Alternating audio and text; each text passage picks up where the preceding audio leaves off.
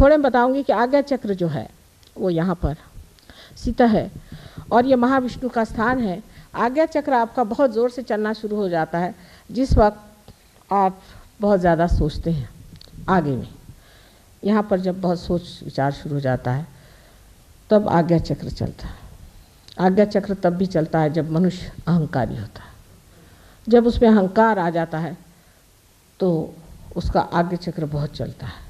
और ऐसा आदमी जब अहंकार के दमन का प्रयत्न करता है तो वो अपने ही छाया के साथ लड़ते रहता है।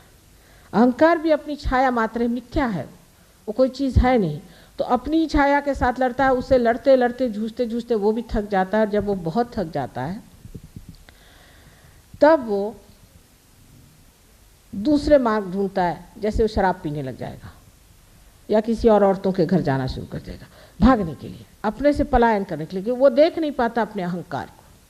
और ये स्थिति बहुत लोगों की हो जाती है कि वो घबरा जाते हैं अपने अहंकार से कि बाप रे ये कितना अहंकार मुझे खा दे रहा। इस अहंकार के कारण भी एक बड़ी बीमारी अब आने वाली है जो कि मैंने अमेरिका में बताई है।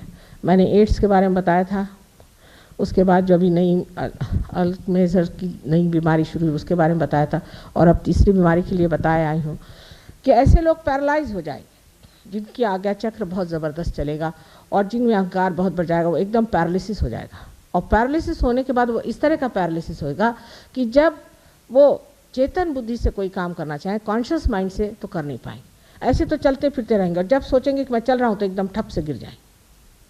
और ये बीमारी पहले अब शुरू ही हो गई है, हमने 2-4 पेशेंट्स अभी देखना भी शुरू कर दिया। सो अहंकार से लड़ने से नहीं होता है, अहंकार से जूझने से नहीं होता है। ये गलत फहमी है कि हम अहंकार से लड़ सकते हैं। अहंकार तो हमारी ही बनाई हुई मिथ्या बात है कि हम दुनिया भर की आफत को उठाए चल रहे हैं। मैं कभी कभी एक कहानी बताती हूँ कि कुछ लोग प्लेन से जा रहे थे, देहाती थे, उनसे कहा इतना सामान मत ले जाइए। तो उनका अच्छा ठीक है, वो प्लेन पे बैठे और सामान अपने सर पे रख लिया। कहने लगे भाई हम तो इसका बोझ ढो रहे हैं। अरे जिस प्लेन ने आपको उठाया है वही इसका बोझ उठा रहा है। जिसने आपको बनाया है, जो करता भोगता सब कुछ है, वही सब कुछ कर रहा है। लेकिन कहने से नहीं होता है। फिर यह कहूँगी ये कहने से नहीं होता, ये आपकी स्थिति है। जब ये स्थापित हो जाती है तब निर्विचारिता आपके अंदर स्थापित हो जाती है। जब कुंडलिनी का जागरण होता है और जब आज्ञा को लांघ जाती है तो निर्विचारिता आप में स्थापित हो जाती है। उसके उल्टे आपके अगर पिछले हिस्से में ये चक्र पकड़ा जाए तो डायबिटीज़ की वजह से यहाँ पर जब वो पकड़ा जाता है तो आज्ञा चक्र के चारों तरफ फैला हुआ है स्वाधिष्ठान जब जकड़ा जाता है तो आँख में नुकसान हो जाता है। पर उससे भी ज़्यादा अगर आप गलत गुरुओं के पास गए तो आपकी आँख अंधी हो सकती है, आँख में अंधापन आ सकता है, आँख की कमज़ोरी से आ सकती है, आपके बच्चे अंधे हो सकते हैं इससे, क्योंकि आप अंधेपन में वहाँ गए थे। अब पक्का अंधापन आपके अंदर आ सकता है। लेफ्ट आज्ञा जिसे हम कहते हैं पिछला आज्ञा है, इसके पकड़ने से अनेक अनेक बीमारियाँ होती हैं। अब सब समय नहीं इसलिए मैं बताती नहीं, लेकिन इसके साफ होते ही मनुष्य की दृष्टि में एक चमक आ जाती है, जिसको एक ग्लिंट कहते हैं, एक ज्योत आँख में आ जाती है। और जिसके आज्ञा की चमक आ गई, ऐसे आदमी की दृष्टि भी अत्यंत शुद्ध होती, इतनी शुभदायी होती है कि जिस पर पड़ जाए उसका शुभ हो जाए। ऐसी व्यक्ति की सारी आकृति ही शुभदायी होती, उस आकृति की काट छाट करने की ज़रूरत नहीं, क्योंकि वो सारी आकृति ही उसी बनी रहती है कि उसके खड़े होते ही उसके व्यक्तित्व में वो चीज़ होती है कि मनुष्य एकदम से ही उसको पा करके शुभ का लाभ होता है उसको। हमारे यहाँ शुभ की बात बहुत करते हैं, लेकिन ये नहीं जानते कि शुभ और अशुभ चीज़ क्या होती है। जब कोई चीज़ शुभ होती है तो उसमें से चैतन्य बहना शुरू हो जाता है। उसमें से चैतन्य जब बहे तो सोच लेना ये चीज़ शुभ है और नहीं तो नहीं। तो पहली चीज़ जब हमारे अंदर आती है, जिसे कि हम निर्विचार समाधि कहते हैं, जो बहुत मुश्किल से लोग पाते थे पहले ज़माने में, वो आपको एकदम स्थापित हो जाती है, आप निर्विचार हो जाते हैं। और इसको प्राप्त करने के लिए कोई सा भी विचार मन में आया, तुझे एक क्षमा कर दिया, क्षमा क्षमा क्षमा, ये ईसा मसीह ने हमें सिखाया है। ईसा मसीह दूसरे तीसरे कोई नहीं है, ये श्री गणेश का अवतरण संसार में हुआ। सारे उनका वर्णन आप अगर महाविष्णु का वर्णन पढ़ें देवी महात्म्य में तो आप जान जाइएगा कि साक्षात वही है। न तो वो ईसाई के हैं, न हिंदुओं के, न मुसलमानों के हैं, लेकिन वो सहयोगियों के हैं, उनके सबसे बड़े भाई हैं। और वही जिस तरह श्री गणेश सबके सबसे पहले सहयोगी हैं, उसी प्रकार ईसा मसीह भी। ईसा मसीह का नाम भी बड़ा सुंदर लिखा गया, क्योंकि उनका नाम ख्रिस्त है। ख्रिस्त हिब्रू में उनको ख्रिस्त कहते हैं। ख्रिस्त कृष्ण से आया।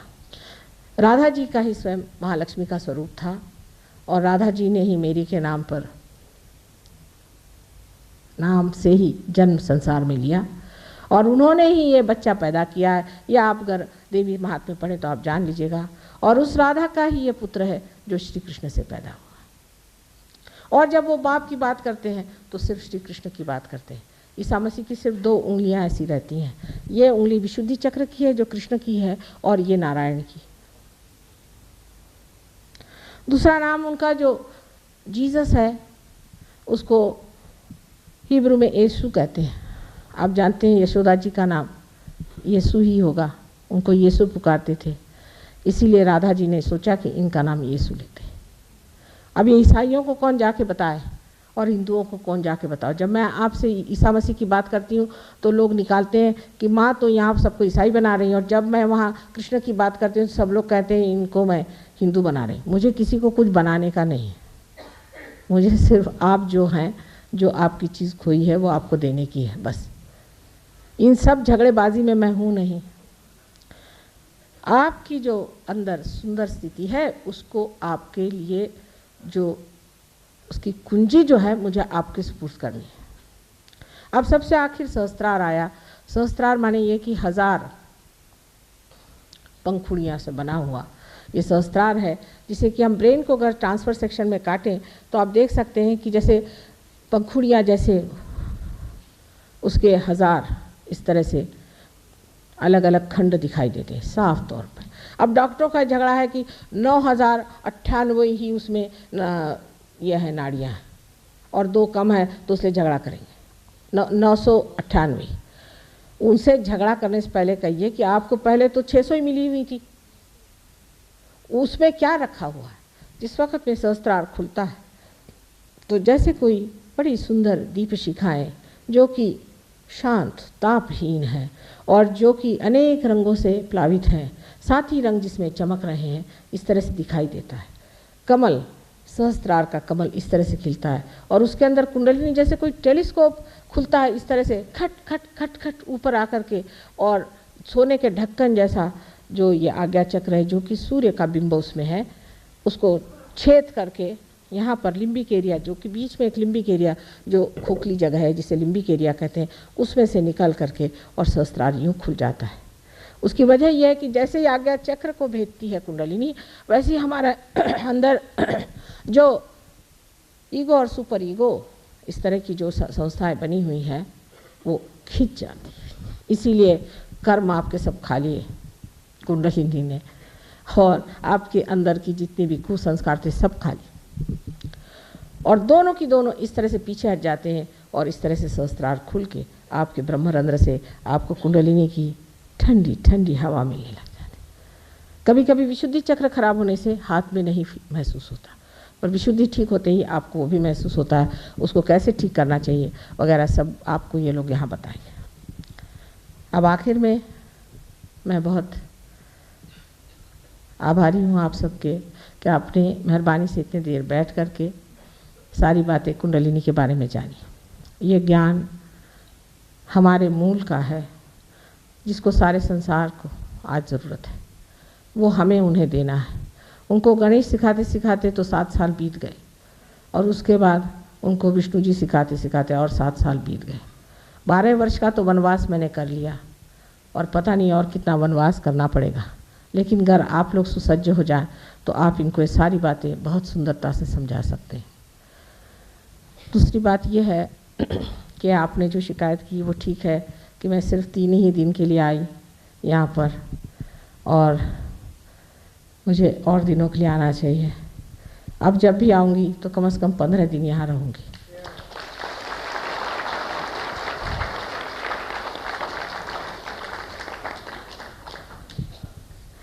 आशा है आप लोग बड़ी तादाद में आएंगे। किसी खुली जगह ज़मीन पर ये काम बहुत अच्छा होता है। अब मुझे तो नहीं मालूम था कि इतना सुंदर सभागृह बना है। ठीक है, यहाँ भी हुआ, पर जैसा कि अग्रवाल जी ने कहा कि चाहिए कि माँ का द्वार सबके लिए मुक्त होना चाहिए और वहाँ जितने तादाद में लोग आए उतना ठीक है। मुंबई में तो हम लोग एक बड़े भारी हॉकी ग्राउंड में ही प्रोग्राम करते हैं, 7 से 8 हज़ार लोग आते हैं, तो वहाँ कौन से हॉल में बिठाएंगे उन्हें। हर जगह इसी तरह से करने से हमने देखा है कुंडलिनी का जागरण भी आसानी से हो जाता है। और आप लोग भी इसको मान्य कर लें कि कोई सर्वसाधारण जगह में बैठ कर के ही ये कार्य किया जाए। इतनी आलीशान चीज़ की कोई हमें ख़ास ज़रूरत नहीं है, मिल गई सो नसीब और नहीं मिली तो भी कोई हर्ज नहीं। एक सर्वसाधारण जहाँ पर कि हम लोग सब ज़मीन पर बैठ कर के और इस कार्य को करें, वही मेरे लिए ठीक है। आशा है हम जल्दी ही मिलेंगे आप लोगों से।